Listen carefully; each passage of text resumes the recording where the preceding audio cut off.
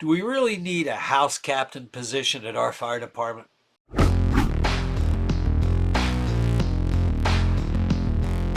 Hey, this is Billy Goldfeder answering some of your questions as part of the What's Your Problem series hosted by Fire Rescue One and Lexipol, of course. And here's a question for today.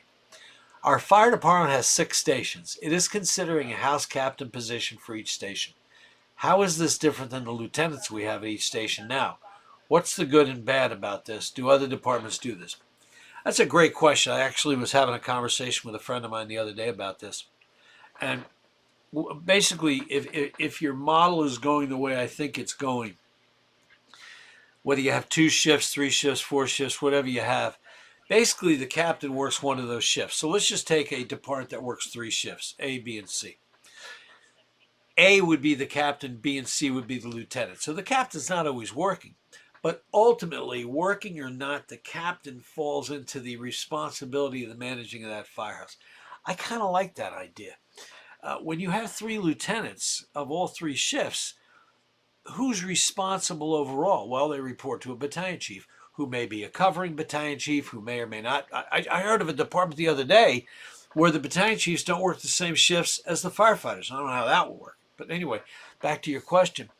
I like that. So, in other words, you'll have 3 people who are responsible. The 2 lieutenants and the captain, but ultimately the captain owns it. Now, New York City Fire Department does that. You have 4 tours or 4 shifts. The captain runs the house with the 3 lieutenants who are all working different shifts.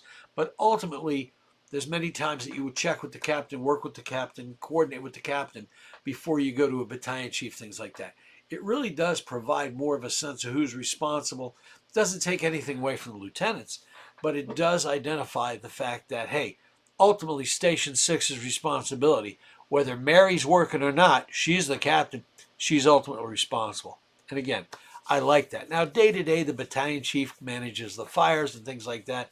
But there's a lot of things that go on in a firehouse. For example, A shift is training one way. B shift doesn't train. C shift overtrains. The captain now can say, hey, this is how we're going to do it. You might think the battalion chief could do that, and they may or may not, but bring it down to that station level. You have ownership, responsibility, and really a much better way to communicate. So I like the idea. The bad about it is, I'll put my Chiefs hat on. It's going to cost more money. You're going to pay them a little bit more money to be a captain, things like that. But I don't know that there's any other negative of it. The positive is clearly identifies, instead of 3 equal people, one person's above them in that firehouse, at that facility, for that company, for those crews, who overall takes that responsibility. So I like it. I'd say give it a shot and see. And I hope if you're a lieutenant, take the test. I hope you promote up.